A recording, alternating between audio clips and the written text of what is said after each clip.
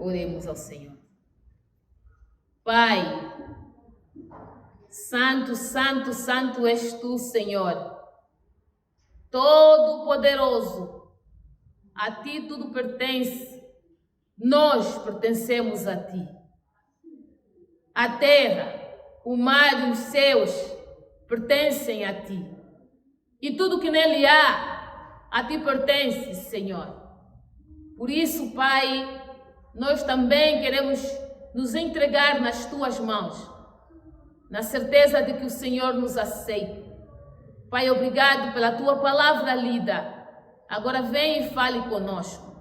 Instrua-nos, ensina-nos segundo o teu querer. Permita com que sejamos filhos e filhas obedientes à tua palavra e que te amam em primeira instância. No nome e por amor de Jesus Cristo, aquele que veio, morreu, ressuscitou, vive e viverá para todo sempre. Jesus Cristo, nos assim oramos. Amém.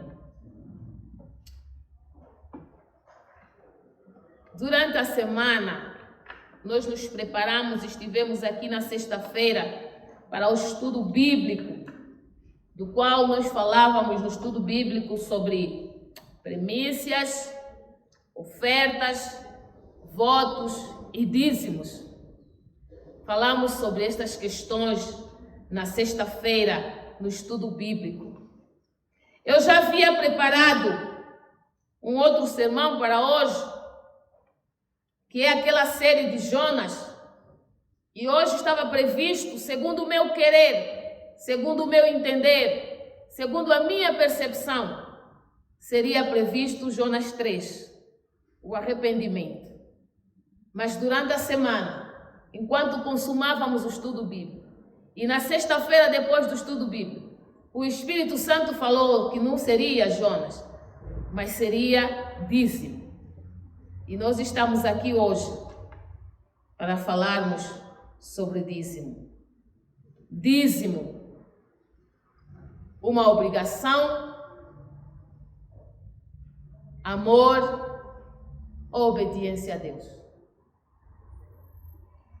Dízimo, o que será? É obrigatório ou é amor? Ou é obediência? Nós temos como referência bíblica o texto que lemos em Gênesis 14, 20. Mas temos outras referências e gostávamos que os irmãos e as irmãs anotassem para lerem em casa. A segunda referência muito importante é Deuteronômios. A segunda referência é Deuteronômios 14, de 22 a 29. Leia em casa, meu irmão e minha irmã.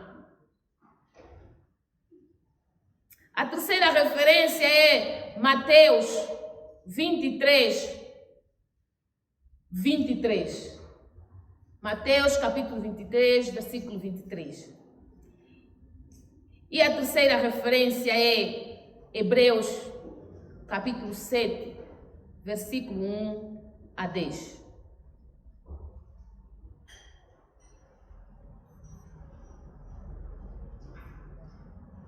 A abertura da interpretação bíblica trouxe consigo grandes vantagens para o anúncio da palavra de Deus, assim como para a compreensão da mesma palavra. Quando mais lemos, mais refletimos nesta palavra, melhor percebemos e também melhor entendemos os preceitos dos quais Deus quer que nós conduzamos as nossas vidas. Esta abertura da palavra, esta abertura e a permissão que todos nós, todos os filhos e filhas tenham uma Bíblia e tenham a possibilidade de a ler, de meditar nela, também permitiu o surgimento de novas denominações cristãs, novas formas de pensar teologia, de pensar a relação de Deus para conosco, novas formas de pensar o ser humano diante de Deus e Deus diante de nós. Diferente do que pensava anteriormente o catolicismo, assim mesmo como o protestantismo clássico. As novas tendências religiosas cristãs trazem um teor diferente, uma forma de pensar e de analisar alguns textos bíblicos completamente diferentes. Nessas novas tendências teológicas, surgem então as questões dos questionamentos das legitimidades de certas práticas que as nossas igrejas tradicionais, como eu citava, o catolicismo, o protestantismo e as igrejas evangélicas, não é, já praticavam, como questão do dízimo, a questão da adoração à Trindade, algumas doutrinas que essas instituições apregoavam e apregoam até hoje e creem como nós cremos, nós até hoje, não é? Começaram a ser questionadas. E o dízimo é uma das práticas que começou a ser muito questionada. E nós hoje encontramos vários sermões, vários estudos, na internet e em muitos outros lugares, onde dizem que não precisa dar dizimar. Onde questiona-se, por que dizimar? Para quê? Deus não precisa de dinheiro, muitas pessoas dizem. Deus não precisa de dinheiro, eu não vou dar o meu dinheiro na igreja. Mas a pergunta é, o dinheiro é seu? O dinheiro é seu? O que é o dízimo? O dízimo é a 10ª parte dos rendimentos de uma pessoa. A 10ª parte dos rendimentos. Não é qualquer 10ª parte. Não é depois de ter gasto tudo, de ter feito as compras. Se sobrar, eu procuro a 10ª parte e começo a contar. O meu dízimo e depois trago. Não, a 10ª parte dos nossos rendimentos é a melhor parte dos nossos rendimentos. O dízimo é a melhor parte, é a melhor 10ª parte dos nossos rendimentos. O dízimo é aquela parte que nós separamos para Deus. De tudo que nós recebemos, dos nossos rendimentos, separamos aquela 10ª parte, separamos, consagramos para agradecer e para dar ao nosso Deus. O dízimo pode vir tanto do resultado do nosso trabalho, e nós encontramos este fundamento em Levítico 27, 30 a 34. Irmão, eu gostaria muito que todos nós anotássemos, para depois lermos em casa e tirarmos as nossas dúvidas numa próxima oportunidade. Os rendimentos do resultado do nosso trabalho, Levítico 27, 30 a 34. Um segundo momento onde nós podemos encontrar e podemos retirar o dízimo. O dízimo também pode ser o resultado de um presente. E nós encontramos oferta. Alguém nos dá um presente ou nos dá uma oferta. E nós encontramos esse fundamento no livro de Números, no seu capítulo 18, no seu versículo 29. Aqui no livro de Números, existe todo um contexto que faz com que os levitas dessem o dízimo. Os levitas não trabalhavam, não faziam um trabalho semelhante ao de todas as outras pessoas. Eles trabalhavam no templo. É aquilo que o povo hoje fala, o pastor não trabalha, né? Muitas pessoas têm essa noção de que o pastor não trabalha. Os levitas também, algumas pessoas podem dizer, como eu falei, referi na primeira fala, e corrijo agora, não trabalhavam. Não, eles trabalhavam no templo. Eles eram pessoas consagradas para trabalhar no templo. Assim como os pastores são pessoas consagradas para trabalharem no templo. Pelo povo de Deus, para o povo de Deus, para servir a esse povo. Então os levitas, eles não tinham campo para cultivar. E quando o povo de Israel entrou na terra prometida, a eles não foi atribuído terra. Porque eles estavam destinados só a viverem nos tabernáculos para servir ao Senhor Todo-Poderoso. Eles cuidavam das coisas sagradas, das coisas de Deus. E o dízimo é uma das coisas sagradas que chegava nas suas mãos e eles levavam para apresentar o sacrifício diante do Senhor. E deste dízimo que eles recebiam, eles tiravam a 10ª parte do dízimo, daquilo que era para ele a sua alimentação, e eles davam ao Senhor. Ou seja, o dízimo chegava, tirava-se a parte para se dar a Deus, a outra parte, que era para o seu consumo, antes deles consumirem, eles tiravam para dar o seu dízimo. Eles tiravam dessa parte que lhes pertencia para a sua alimentação e a sua sobrevivência, eles tiravam a 10ª parte para dar a seu Deus. Dízimo é relação com Deus.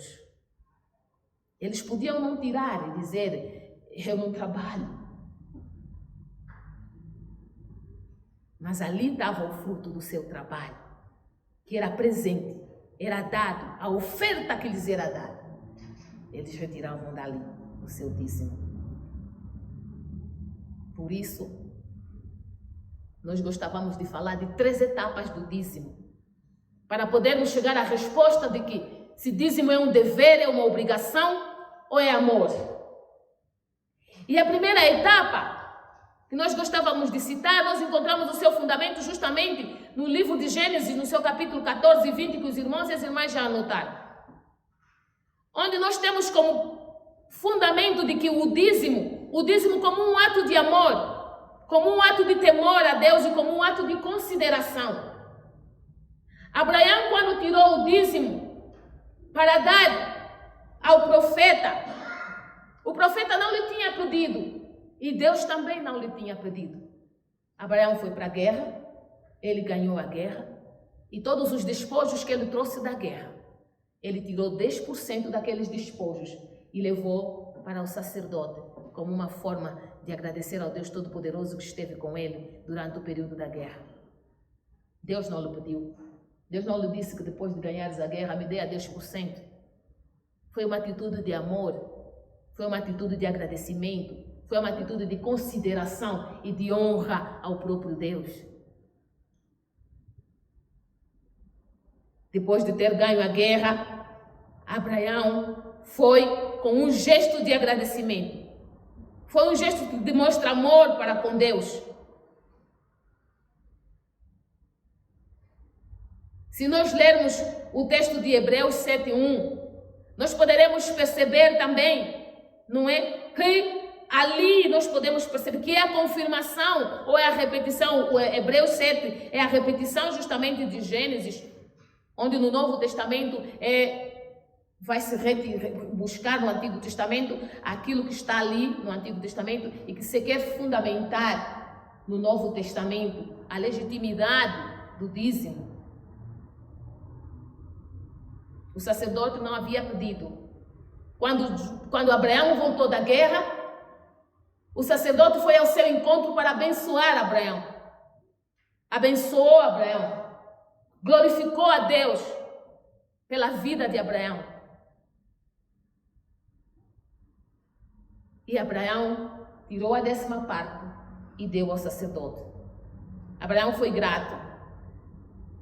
E ele faz isso ao sacerdote, porque era o sacerdote que estava ali a representar a instituição divina. Era o sacerdote que estava ali, que falava em nome de Deus. Era o sacerdote que falava em nome de Deus. Então, se eu quero agradecer a Deus pela minha vida, o que eu faço?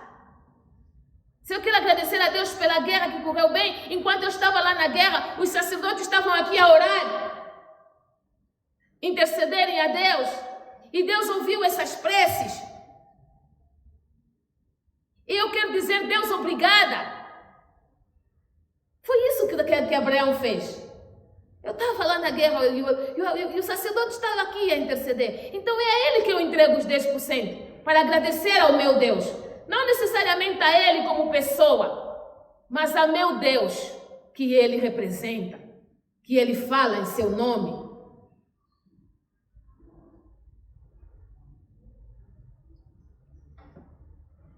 Em Gênesis 15, Abraão, quando estava com Arão, também nós percebemos ali um código. Quando Abraão recolhe o bezerro, as cabras, os pombos, os carneiros e as rolinhas. E ele dá como a 10ª parte de tudo aquilo que ele queria, como bênção e como prosperidade para as futuras gerações, pois ele seria o pai das grandes nações. Ele é o nosso pai na fé. O amor de Deus para com Abraão, o amor que Abraão tinha para com Deus era ilimitado. E por isso mesmo que Deus não lhe tivesse pedido, ele demonstrava aquele amor, aquela gratidão e aquele reconhecimento de que tudo que ele possuía, porque Deus fez de Abraão uma pessoa muito próspera, uma pessoa muito rica. E eu acho que ele olhava para cima e ele dizia: será que eu sou tão próspero pelas minhas próprias capacidades, como muitas das vezes nós pensamos? Às vezes nós pensamos que somos prósperos, que somos bonitos, somos inteligentes, somos os melhores na nossa turma, na nossa classe, na nossa faculdade, na nossa escola. A gente às vezes pensa que é o melhor por nossas próprias capacidades. Na humildade de Abraão como servo do Senhor, ele reconhece de que aquelas capacidades eram dadas por Deus, amém? E por isso ele devia reconhecer a Deus. Ele devia reconhecer, ele devia honrar. Então, ele pegou o seu dízimo e deu. Foi um ato de fé, um ato de amor e um ato de gratidão. Essa é a primeira etapa. Entramos para a segunda etapa do dízimo. Na segunda etapa do dízimo, que nós encontramos seu fundamento no livro de Levítico, no capítulo 27, começando do 34, que os irmãos já anotaram, o dízimo passa a ser um mandamento. O dízimo passa a ser um mandamento. Deus institui o dízimo como um mandamento, da qual aquele povo era obrigado a fazer, a dar. Quando ainda no deserto, Deus deu os mandamentos a Moisés para que estes caminhassem segundo os preceitos de Deus. Depois da entrada na terra prometida, a quando da distribuição das terras, quando as tribos foram distribuídas às famílias, como já citamos, quando as terras foram distribuídas às famílias, todas as famílias, exceto a família de Levi, receberam terras e eles começaram a produzir aquela terra. Aqueles que eram dados ao campo tratavam de cultivar a terra, e aqueles e aquelas que eram pastores e pastoras pastavam, tinham os animais. Então eles tinham as festas das colheitas, e nós falamos em janeiro, no estudo bíblico, sobre festas, celebrações no Antigo Testamento e no Novo Testamento, quais os cristãos devem e quais os cristãos não devem celebrar. As festas das primícias, que é a festa da colheita, não é? Quando eles recolhiam os seus primeiros produtos, eles levavam no templo para adorarem a Deus, para agradecer a Deus. Então, ali, o dízimo era obrigatório. Todos tinham que o fazer. Todos deviam dar o dízimo. Eles levavam para o templo. Antes do templo eram os tabernáculos, levavam. Os sacerdotes, os levitas, naquela altura, recolhiam esses dízimos. Ofereciam a parte de Deus, os 10%.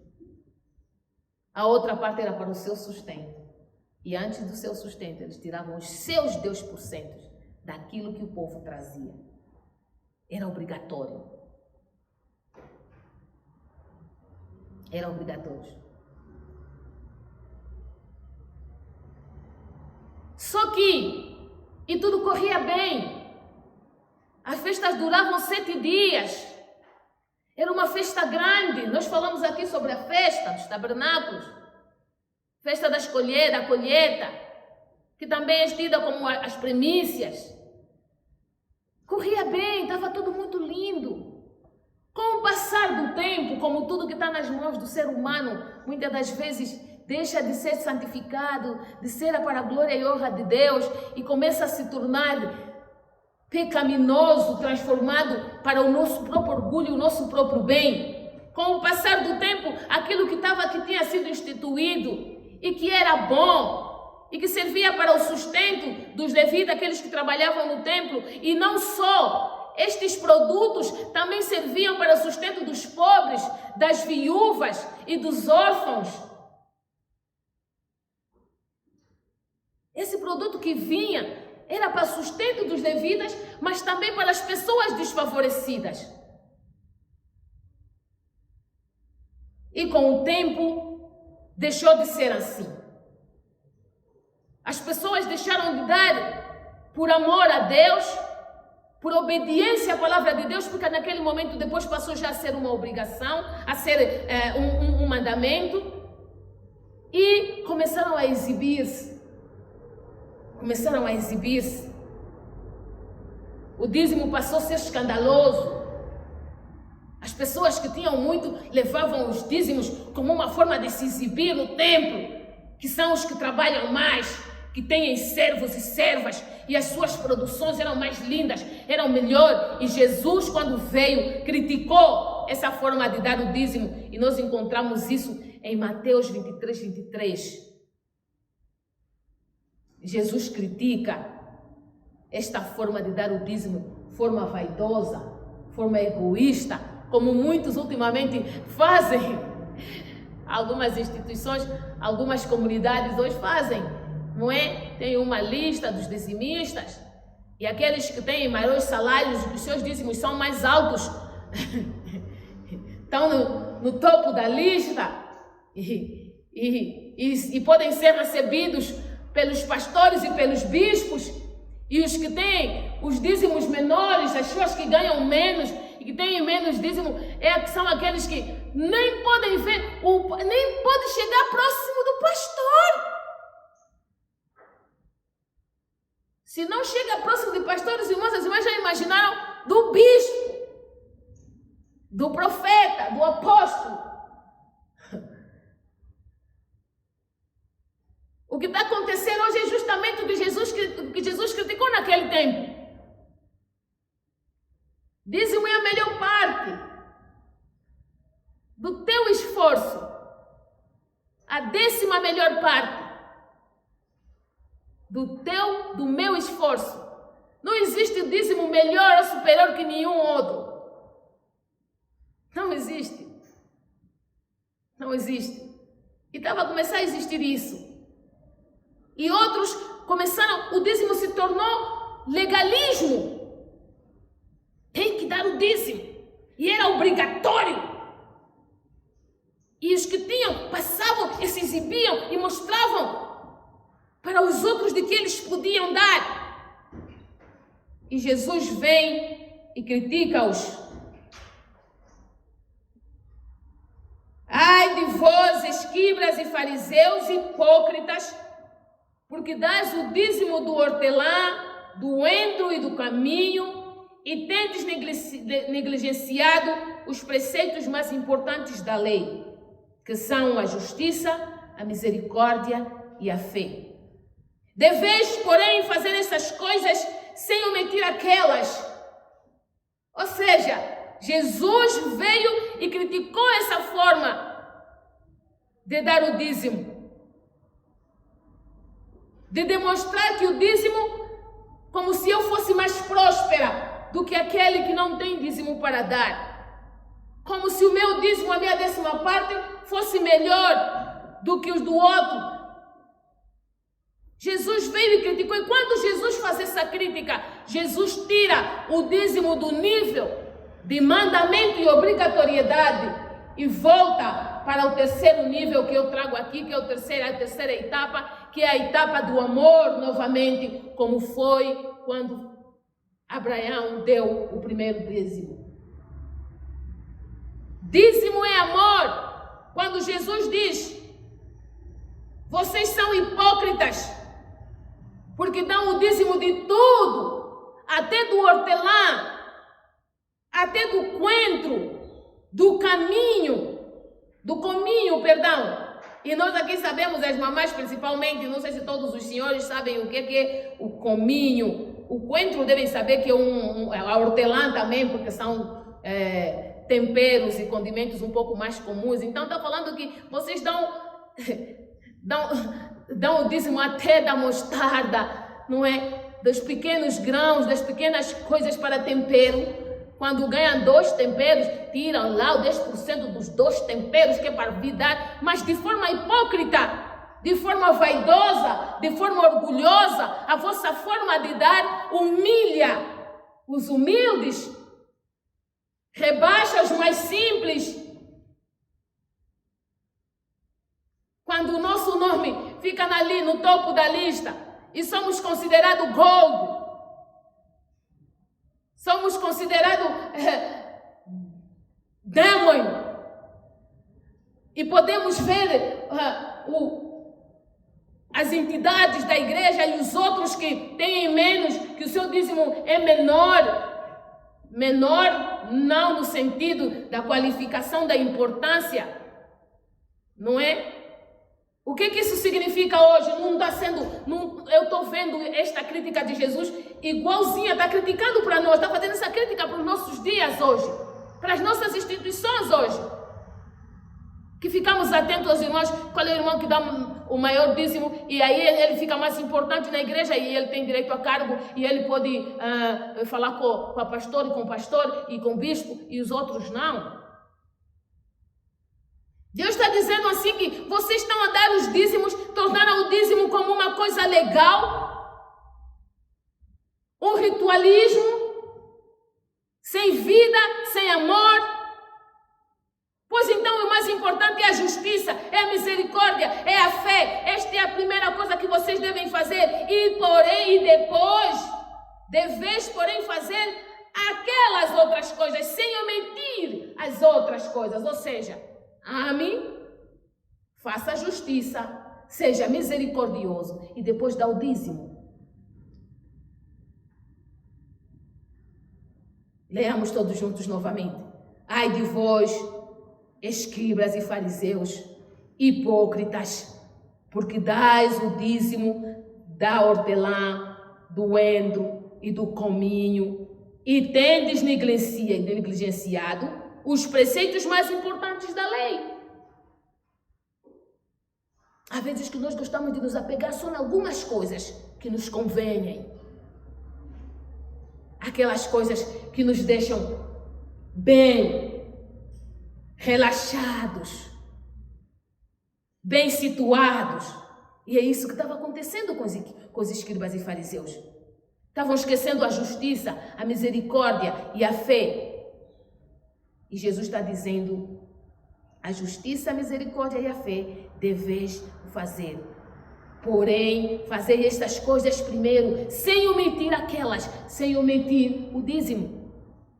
Quando traz o dízimo, traz por amor, traz por misericórdia, traz por fé. Não traz por murmúrio, nem por exibição, para vir humilhar o teu irmão e a tua irmã. Trazer o dízimo e depois murmurar, e depois falar. Como uma vez ouvimos uma fala de alguém que trouxe uma ação de graça na igreja, trouxe a mandioca, e quando o pastor levantou a mandioca para dedicar, a pessoa ao lado falou, está a rir porque vai comer. O pastor levantou a mandioca para dedicar com um sorriso no rosto, porque a mandioca era muito grande. E para dizer, Senhor, obrigado, porque o fruto do trabalho dos teus filhos estão a chegar na tua casa. E nós agradecemos a Deus por isso. E alguém murmurou de lado, está a rir porque vai comer. Deu por quê? Para vir humilhar? Esse dízimo Deus não aceita. Não deu por amor, deu por orgulho. Não deu por fé.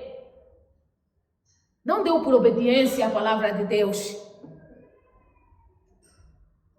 Neste ponto, então, o dízimo deixa de ser obrigatório, deixa de ser um dever, deixa de ser um mandamento e passa a ser amor novamente. Passa a ser amor novamente. A lei deve ser cumprida sim, mas com amor. É isso que Jesus está querendo dizer. A lei deve ser cumprida sim, mas com misericórdia e compaixão. Na vida devemos sempre viver de forma equilibrada. Damos o dízimo, mas amamos ao nosso irmão. Amamos ao nosso irmão para darmos o dízimo. Porque sabemos que esse dízimo vai alimentar os humildes que precisam, vai alimentar a missão. É com esses dízimos que se compra haveres para se fazer as visitas nas cadeias. Embora muitas das vezes, além deles, nós também pedimos mais uma contribuição para reforçar. É com esses dízimos que se compra haveres para visitar os órfãos nos orfanatos, que se sustenta missionários lá fora, que estão em lugares onde as pessoas são muito carentes e não podem ajudar na missão. Esses missionários e as suas famílias que estão ali precisam ser alimentadas. Então nós temos que amar essa missão. Temos que amar a palavra de Deus. Temos que amar, não é? O envio da missão, o envio da proclamação da palavra de Deus. E quando a gente ama, a gente contribui para que esta palavra possa avançar.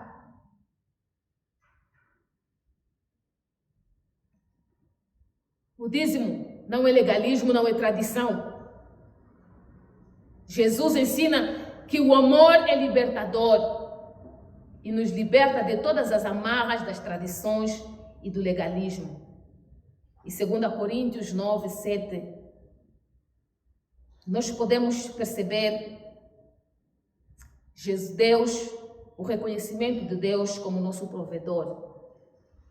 O Deus que nos sustenta com amor.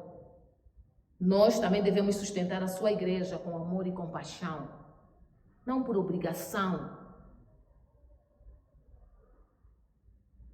Nós devemos sustentar a sua igreja com amor e compaixão, segundo aquilo que o nosso coração determinar para dar, que demos com alegria.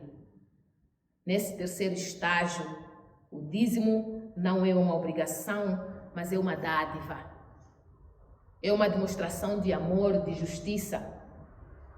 Se você ama a Deus, você sustenta a sua igreja, porque esta igreja é do Senhor. Essa igreja não é nossa, nós os humanos. Essa igreja é do Senhor. E o cabeça desta igreja é Jesus Cristo que morreu na cruz por nós. Se você ama a Deus, você contribui para a expansão desta palavra que é o próprio Jesus. Você contribui de acordo com a sua renda. O amor não tem medida. Deus fala em Deus por cento. Mas quem ama, acha sempre pouco e faz sempre mais. O amor não se basta em si. O amor sempre quer ir além. Por isso é que tem as ofertas e tem as ações de graças. As ofertas e as ações de graças são facultativas, mas o dízimo não. O dízimo não é facultativo. Quando a gente ama, a gente sustenta. O cristão deve sim dar o dízimo. Deve dar o dízimo por amor. Não deve por obrigação.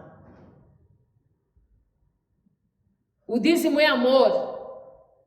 E quando a gente dá amor, a gente não espera de volta. Não é? Quando a gente ama, a gente ama. Independente do outro nos amar ou não, a gente ama. A gente não pode arrancar o amor que sente por alguém porque aquela pessoa não nos ama. A gente pode perceber, pode sofrer porque o outro não nos ama, mas a gente continua amando ele. É assim como Deus, né? Mesmo quando nós não lhe amamos, mesmo quando nós não respondemos, mesmo quando nós não lhe adoramos, mesmo quando nós encontramos muitas desculpas para vir à sua casa e para fazer o teu trabalho, o seu trabalho, ainda assim ele nos ama. Ele não retira de nós nada. O dízimo é amor. Não pensa, então, meu irmão e minha irmã, que ao dizimarmos, não é? Teremos uma bênção maior do que aqueles que não dizimam. Isso é verdade. Não pensa que o irmão ou a irmã, porque dizima, já não vai ficar mais doente. Ou que os teus negócios não vão enfrentar algum momento não muito bom. Não pensa assim. Você dizima, nós dizimamos simplesmente por amor. Não porque o Senhor nos dará alguma coisa em troca. O que é que a gente tem dado em troca a Ele, pela vida que Ele nos dá? Pela saúde. Será que o nosso 10% é alguma coisa equivalente a tudo que Ele nos dá? Os nossos 10% é alguma coisa equivalente a tudo que Ele nos dá, começando pela vida? Então, por que quando a gente vai dar 10%, vai contribuir o dízimo, quer esperar que a pastora vai dizer, você vai ser próspero, meu irmão, por causa do teu dízimo? Não é verdade. Você vai ser próspero por causa da tua lealdade e do teu amor que sentes pelo teu Deus. Amém? Abraão foi próspero não pelo dízimo. Abraão foi próspero porque ele era amigo de Deus, porque ele amava a Deus e ele tinha um compromisso com Deus. E quando ele percebeu que Deus lhe dava tanta prosperidade, ele queria ser grato e a forma que ele tinha para ser grato era tirar os 10% para dar, mas ainda assim era pouco. Quem ama sempre acha pouco o que dá. Quem se sente absolutamente satisfeito é porque ainda está precisando aprender o que é o amor. E é normal porque nós estamos numa caminhada de aprendizado. E ser cristão é uma caminhada constante do aprendizado da busca da santidade. Não pensa, meu irmão, que por ser dizimista vai receber em dobro daquilo que o irmão dá. Não serás mais pobre nem mais rico, mas vais fazer uma grande diferença na vida daqueles e aquelas, que aquelas quantidades dos dízimos é atribuído e é destinado. Não tem coisa mais gratificante do que ver alguém que antes colhia comida no contentor, agora ter uma comida que saiu do dinheiro do teu dízimo, meu irmão. É alguma coisa mais gratificante do que isso? E qual é a bênção aqui que a minha bênção é essa, de ver o meu irmão ser abençoado pelo meu dízimo. Oh, glória, amém. Amém. O dízimo é demonstração do amor ao próprio Deus, de fidelidade. O dizimista demonstra que tem capacidade de viver em fidelidade com a sua vida econômica diante do Senhor nosso Deus. Amém. O dizimista demonstra que é maduro economicamente e que as suas finanças estão em coordenança com os mandamentos do próprio Deus. De tudo que nós temos, de tudo que Deus nos dá, Ele pede, Ele sugere, Ele diz, só 10%.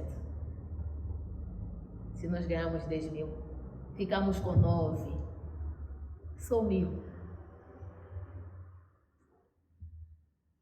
Reserva a 10ª parte. Consagra a 10ª parte das tuas finanças ao Senhor. Dízimo é prova de amor. Dízimo não é obrigação. Dízimo não é dever. É prova de amor. Tu podes dar esta prova de amor ao teu Deus, meu irmão e minha irmã. O nosso Deus merece. Nós podemos dar essa prova de amor ao nosso Deus. E nós terminamos aqui este sermão citando Provérbios 3, 9, 10, que nos diz assim: honre o Senhor com todos os seus recursos e com as primícias, com os primeiros frutos de todas as tuas plantações, e os seus celeiros ficarão plenamente cheios, e os seus barris transbordarão de vinho. Que Deus se digne abençoar esta palavra nos nossos corações. Amém. Grandioso Deus, nós te glorificamos e te bendizemos. Louvamos-te, Senhor, porque tu és bom e porque a tua misericórdia dura para sempre. Te agradecemos por esta mensagem de ensinamento, esta mensagem pedagógica que nos trazes com relação às nossas finanças direcionadas a ti, Senhor. Nos ensina a te louvarmos com tudo. Nos ensina, Senhor, a te adorarmos com tudo que somos e temos. Nos ensina, Senhor, a colocar as nossas vidas financeiras diante do trono da tua graça, para que o Senhor possa ser aquele que nos ajude, Senhor, a permanecer numa vida regrada, numa vida frutífera, numa vida, Senhor, que o Senhor quer para nós. Obrigada pela tua palavra. Obrigada pelo lembrete. Permita, Senhor, que esta palavra encontre lugar dos nossos corações e que ninguém saia daqui com palavra deturpada, mas que cada um entenda segundo o entendimento do Espírito Santo, para que esta palavra possa ser edificante e trabalhar na vida e no coração de cada um do teu povo, hoje e para todo sempre. Amém.